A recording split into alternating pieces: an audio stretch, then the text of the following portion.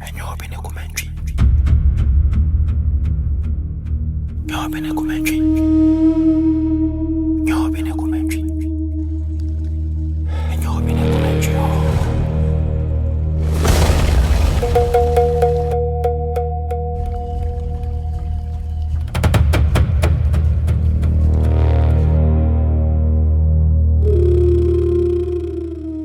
Nani muno. Ekoba se Asante na ote so eye osebo nsu.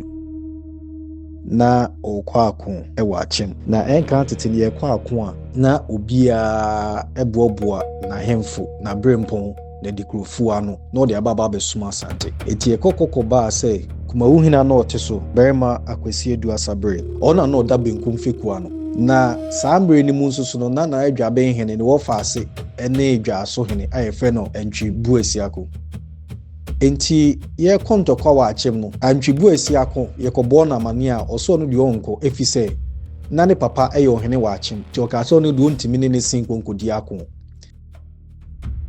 enti na adwabe hene eba ntokwa no we nya ne wo faase na amana ama be so ne sisi sa abre ni mu no na okontokwa na wo faase so sisi ebo agidom.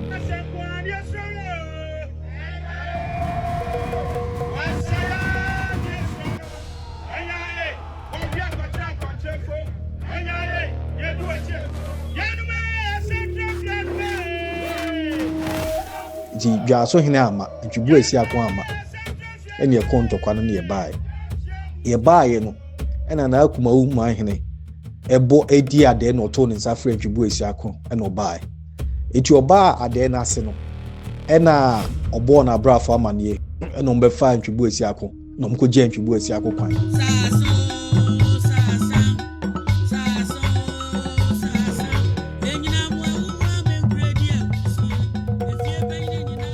na we na adwabe hene tiye ena okokoye ne ho complain e de ma sebininu ya panyi eye otumfo omunyina ya yakofo ena Asante na oteso efre kumawu ma hene e bai ena kumawu ma hene ka say endra bi no ni nana eye twebo akodia e de ne tiji a chema de ma Asante emekọ wan yi wa amfa ho ne omane ne omokontokwa wa amfa hwe ho fa Asante ho edisa akwa se ne Asante nso kontokwa na ye gina okon ano na se o se ye kono obi dio ka se mitimi ne me papa nkontokwa ene na kumawu man hene eye twebo akodia ne ho ode gi achema no na sebe eso amanfa so ana na saa ne ye na se ne nka Asante ndu ba bia nka edu no eti sebe antwidie nyobi na akum no na emumbu esi akona na ode niti agi achema